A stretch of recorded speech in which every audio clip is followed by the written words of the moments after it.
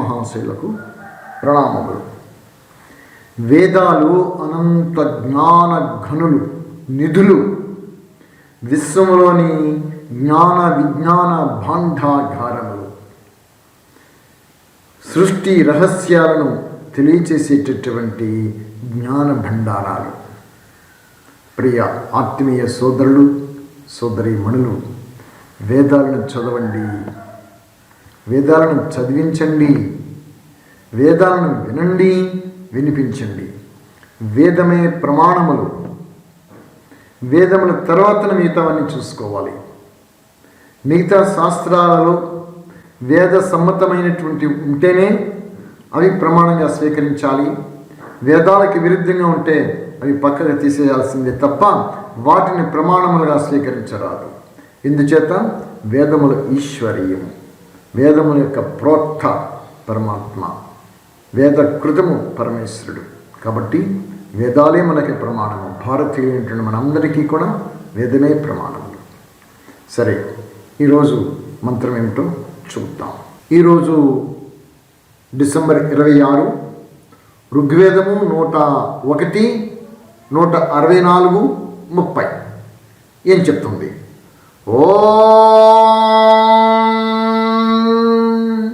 అనక్షయే తొరగాతు జీవమే జద్దుధ్రువం మధ్య ఆపస్థ్యానాం ఓం మృతస్య చరతి సదాభిరమర్త్యో మధ్యేన సయోనిః. ఇది మంత్రం. దీనికి భావార్థం చూద్దాము.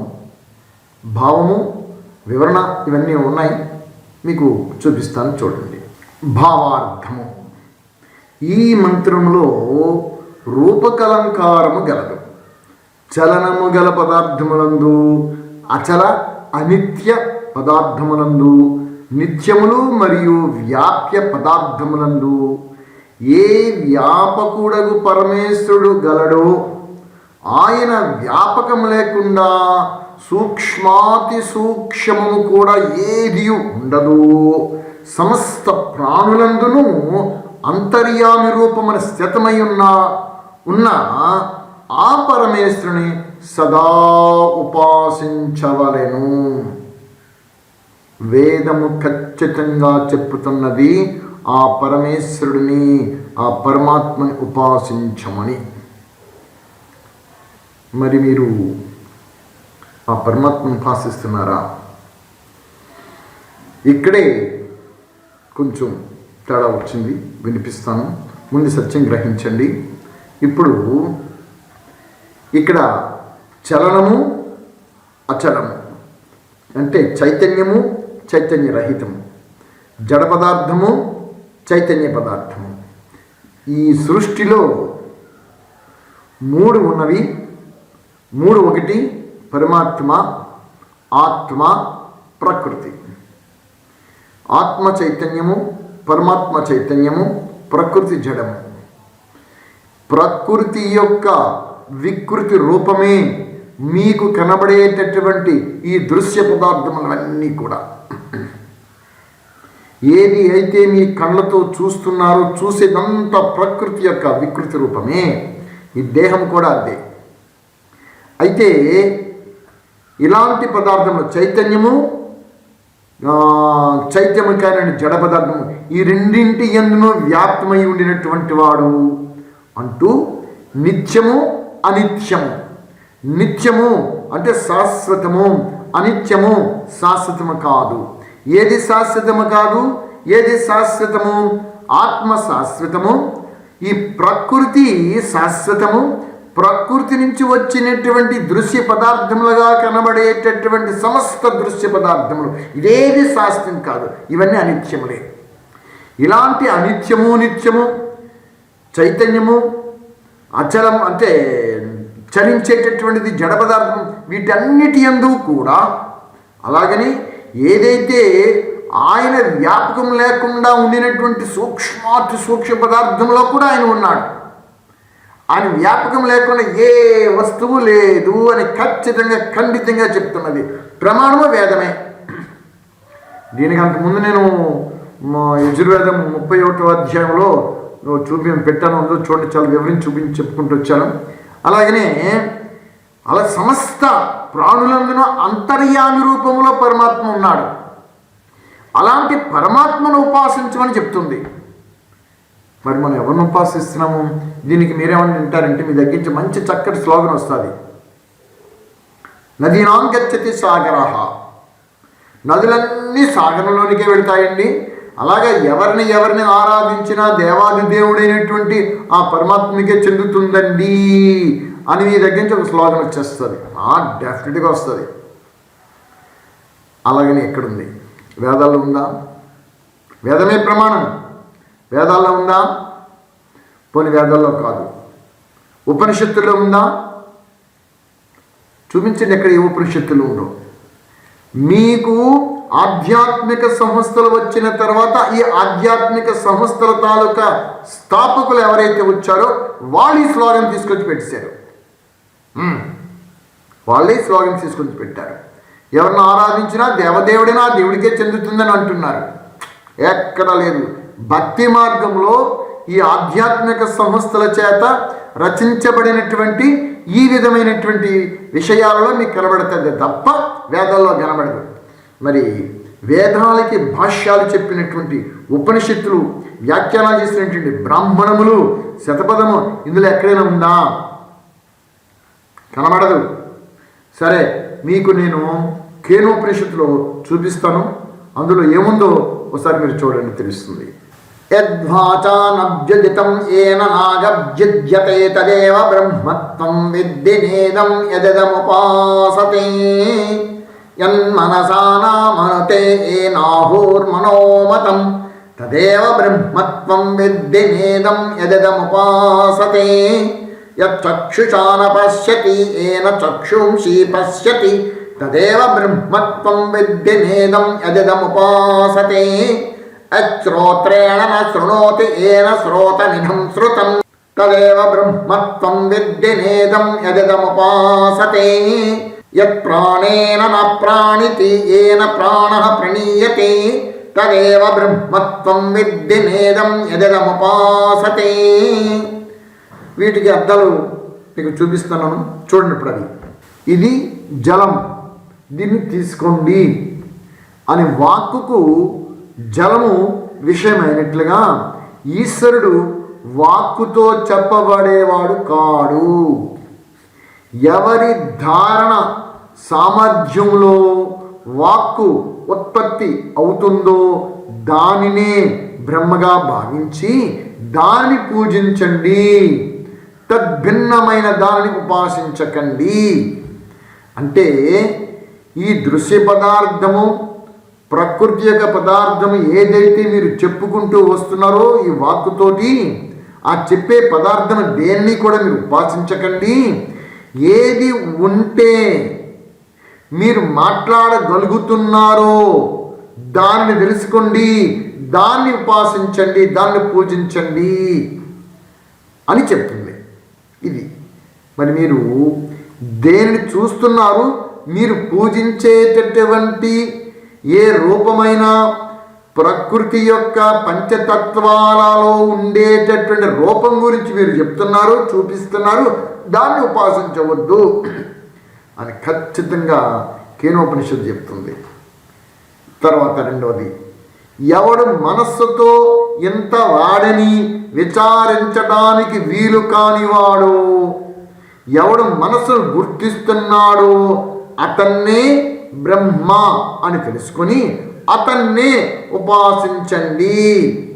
అతని కంటే అన్యమైన జీవుని కానీ అంతఃకరణాన్ని కానీ బ్రహ్మస్థానంలో ఉపాసించకండి. నా ప్రియ ఆత్మీయ సోదరులు, మీరు మనస్సుతో దేని గురించైతే మీరు వివరిస్తున్నారో, చెప్పుకుంటున్నారో, మనసుతో గుర్తిస్తున్నారో అలాంటి దానిని మీరు ఉపాసించకండి. ఏది ఉంటే మీ మనస్సుకు చలన గతి కలిగి గుర్తిస్తుందో దానిని తెలుసుకొని దాన్ని ఉపాసించండి. అంటే పరమాత్మను ఉపాసించండి. ఆ పరమాత్మ కన్నా అన్యమైన జీవుని కానీ అంతఃకరణాన్ని కానీ బ్రహ్మస్థానములో ఉపాసించకండి, ఖచ్చితంగా చెప్పేస్తుంది. సరే, ఇంకోటి మూడవది, ఎవడు నేత్రాలకు కనిపించడో, ఎవని వలన సమస్త నేత్రాలు చూస్తున్నావో అతనినే బ్రహ్మ అని తెలుసుకొని అతనినే ఉపాసించండి. అతని కంటే అన్యమైన సూర్యుడు, విద్యుత్తు, అగ్నియాదుల జడ పదార్థములు వాటిని ఉపాసించకండి.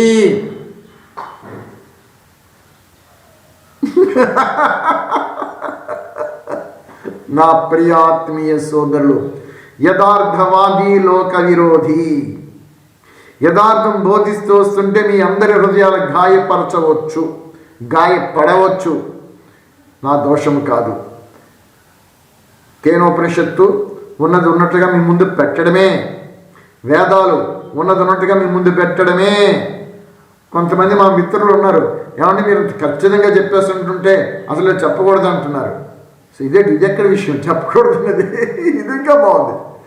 అది కాదు, కొంతమంది అంటున్నారు మేము ఇంతవరకు ఒక సిద్ధాంతాన్ని నమ్మాము, ఆ సిద్ధాంతం మీరు కొత్తగా వచ్చే వేదాల గురించి చెప్తున్నారు, ఇది వేదాలు అసలు నేను నమ్మమంటున్నారు. నమ్మకపోతే మానేయండి, అసలు వేదాల గురించి చెప్పొద్దు అంటున్నారు. ఇదెక్కడ విచిత్రమో చూడండి.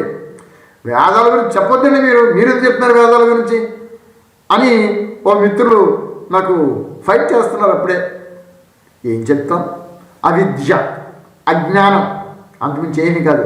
మీ గోల మీదే, నా గోల నాదే, నా గోల పరమాత్మ. పరమాత్మ గురించి సర్వ విధాల సర్వ కోణాల్లోంచి ఆయన్ని ప్రత్యక్షం చేయడమే నా కర్తవ్యం. అది సరే. ఇప్పుడు ఏమంటున్నాడు చూడండి, ఎవడు నేత్రాలకు కనిపించడు, ఎవరి వలన సమస్త నేత్రాలు చూస్తున్నావో అతనినే బ్రహ్మని తెలుసుకొని అతనినే ఉపాసించండి. మరి నేత్రాలకు మీకు ఏం కనబడుతున్నాయండి? అన్నీ కనబడుతున్నాయి కదా. మీరు చేస్తున్నవి చూస్తున్నవి అన్ని నేత్రాలతో చూస్తున్నారు కదా. మరి చూసే దేనిని కూడా ఉపాసించొద్దని చెప్పేసి ఈ ఉపనిషత్తు చెప్తుంది, వేదం చెప్తుంది. మరి మీరు దేన్ని ఉపాసిస్తున్నారో మీ ఇష్టం, అది మీ అభిమతం. మీ అభిమతానికి ఎప్పుడు నేను వ్యతిరేకం కాను, మీ ఇష్టం. అది మీకు అది బాగుంది చేస్తున్నారు, చేసుకోండి. నాకు ఇది బాగుంది, నేను వేదాన్ని విశ్వసించాను, వేదమే ప్రమాణము, వేదమే ఈశ్వర్యము, వేదమే సర్వము, కాబట్టి వేదాన్ని విశ్వసించాను. కాబట్టి వేదం ఉన్నది మీకు అందరికీ బోధించాలి, చెప్పాలి. వేద పరిచయం చెప్పమని వేదమే చెప్తుంది, పరమాత్మ చెప్తున్నాడు. అందుగురించి వేదం గురించి చెప్పడమే నా విధి. మరి మీరు ఎవరిని ఉపాసిస్తారో చూడండి. ఈ కండ్లతో మీరు ఏం చూస్తున్నారు? సూర్యుని చూస్తున్నారు, విద్యుత్తుని చూస్తున్నారు, అజ్ఞానులు జడ పదార్థాలు అన్నింటినీ చూస్తున్నారు కదా. దేనిని ఉపాసించవద్దు అని ఖచ్చితంగా చెప్పేస్తుంది. భగవంతుడు శ్రోత్రాదుల ద్వారా వినబడడు, కానీ అతని వల్లనే శ్రోత్రాలు వింటున్నవి.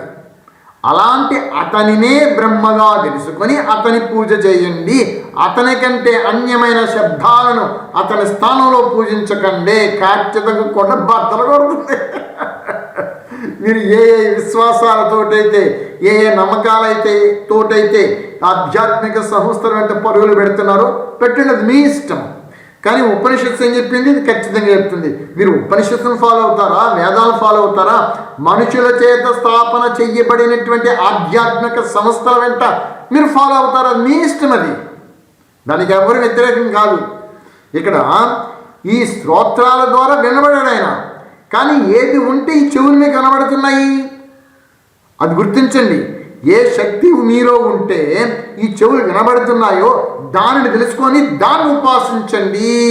దానికన్నా భిన్నమైన దేనిని ఉపాసించవద్దు అని ఖచ్చితంగా చెప్పేసేసింది. బ్రహ్మస్థానంలో పూజించకండి.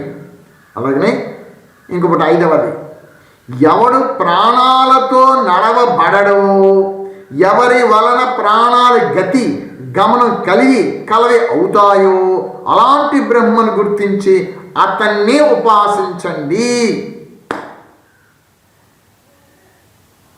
అర్థమైందా? ఎవడు ప్రాణాలతో నడవబడడో, మరి ప్రాణాలతో నడిచేటటువంటి వారు ఎవరు? జీవుడు ఎప్పుడైతే ఈ శరీరాన్ని ధరించుతాడో, ఈ శరీరమే కాదు, ప్రకృతి యొక్క అంతిమ వికారీ రూపమే ఈ సమస్తమైనటువంటి శరీరాలు.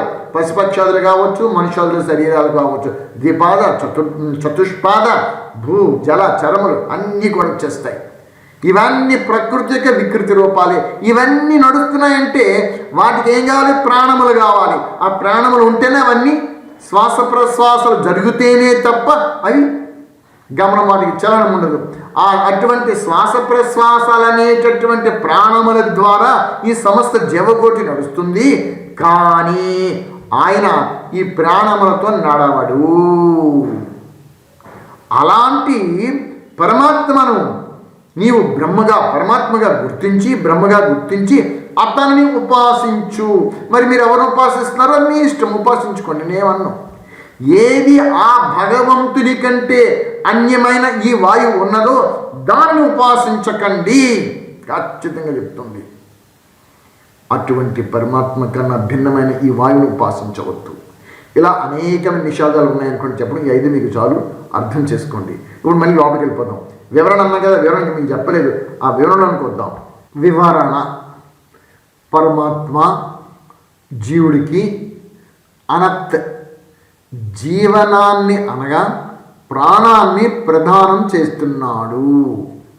అతడు ఇంద్రియాలకు త్వరగాతు చైతన్యాన్ని అంటే చలనశక్తిని, ఏ జత్ గతిశక్తిని కల్పిస్తున్నాడు. అయినా జీవుని కంటే వేరుగానే ఉంటున్నాడు. పరమాత్మ ఇంద్రియాలకు చలన గతి కల్పిస్తున్నాడు. ఇది గుర్తించండి. ఈ ప్రకృతి అనే శరీరము జడము. మీరు తీసుకునేటటువంటి ప్రాణశక్తి స్వీకరించిన తర్వాత ముందు మీకు వివరించాను కదా, 10 విధ ప్రాణవాయులుగా మారుతాయని. ఆయనే ఈ ప్రాణశక్తికి, ఈ ప్రాణములకు చలన గతిని కల్పిస్తూ జీవుని కంటే వేరుగానే ఉన్నాడు.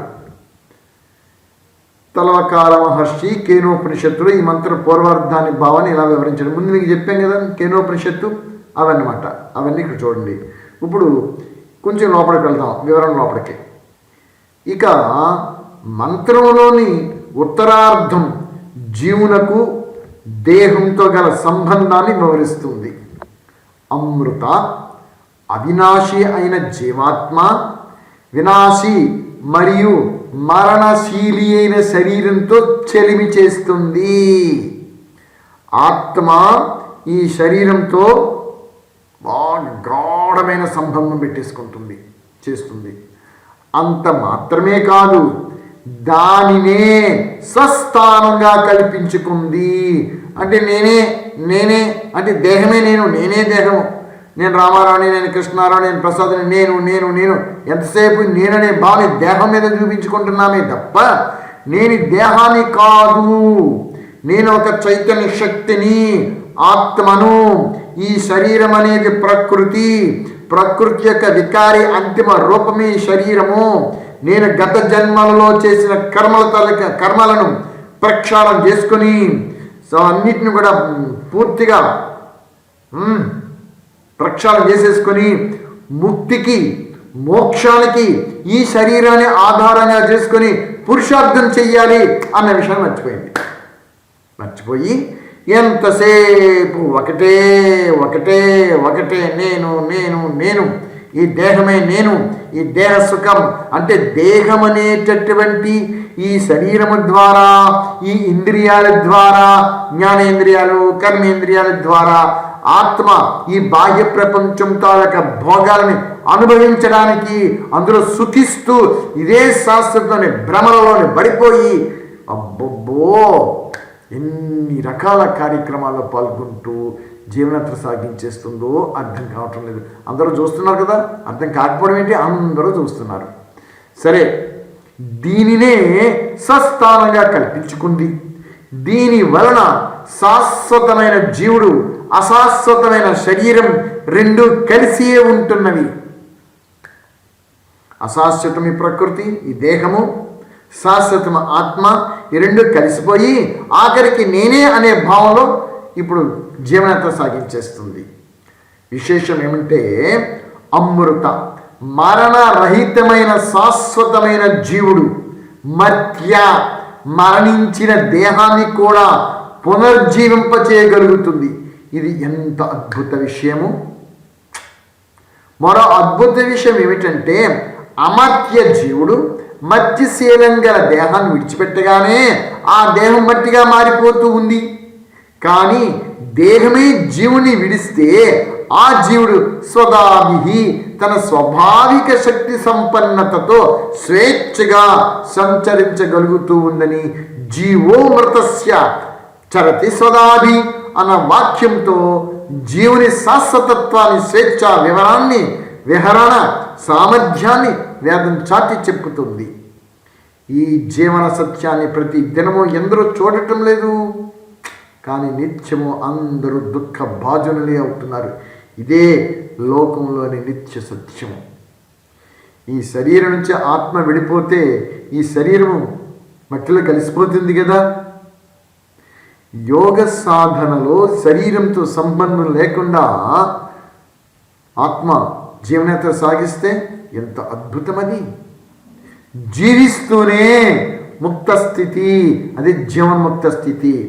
దీన్ని సాధన చెయ్యాలంటే జ్ఞాన సాధన చెయ్యండి, విశేషంగా జ్ఞాన అనుష్ఠానం చెయ్యండి, యోగ సాధన చేయండి, ప్రాణకర్మ చెయ్యండి. ప్రాణకర్మ చేస్తే లోపటుండే ధాతువులన్నీ, మనకు 3 రకాల ముడులు ఉంటాయి: బ్రహ్మముడి, రుద్రముడి, విష్ణుముడి. ఈ ముడులు విప్పితేనే తప్ప ఆత్మ బయటికి దేహం రాలేదు. లేకపోతే ఎంతసేపు నేను నేను నేను భావంతో ఉండిపోతుంది. సరే, అయింది. ఇవాళకి ఈ మంత్రం సరిపోతుంది. రేపు ఇంకో మంత్రం గురించి చెప్పుకుందాం. నమః శివాయ.